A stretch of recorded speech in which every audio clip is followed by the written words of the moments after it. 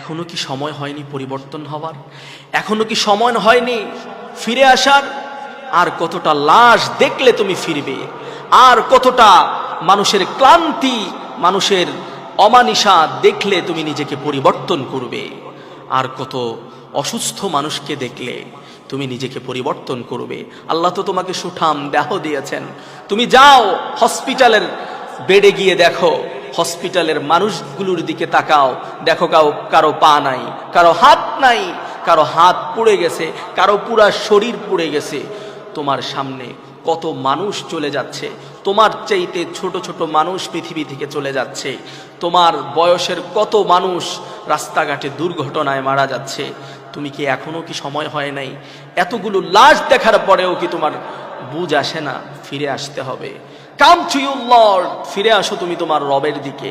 আল্লাহ রাব্বুল আলামিন বলছেন, কুল্লু নাফসিন যায়িকাতুল মাউত, কুল্লু নাফসিন যায়িকাতুল মাউত, সব মানুষকে মৃত্যুবরণ করতে হবে।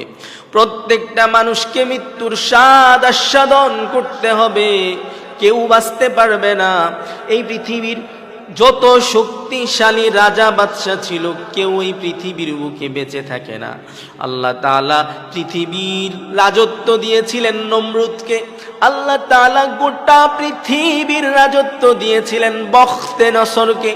কিন্তু তারাই পৃথিবীতে থাকতে পারে নাই, তারাই পৃথিবীর স্বাদ আস্বাদন করতে পারে নাই। মৃত্যু প্রত্যেককে পাকড়াও করেছে, মৃত্যু প্রত্যেককেই আগ্রাসন করেছে। অতএব তোমাকেও মৃত্যু আগ্রাসন করবে, তোমার কাছেও মৃত্যু কড়া নাড়তেছে। কখন জানি আজরাইল তোমার কাছে চলে আসে। এজন্য হে যুবক, তুমি এখনো সময় আছে, নিজেকে পরিবর্তন করো, ফিরে আসো তোমার রবের কাছে। তোমার রবের কাছে এসে তাওবা করো, তোমার রবকে তোমার সকল অপরাধের কথাগুলো বলো, তোমার রবের কাছে স্বীকার করো। তোমার রব কখনো তোমাকে ছেড়ে দিবেন না, তোমার রব কখনো তোমাকে ছেড়ে যাবেন না। তোমার রব তোমার কথাগুলো শুনবেন, তোমার রব তোমার সব আকুতিগুলো শুনে নিবেন।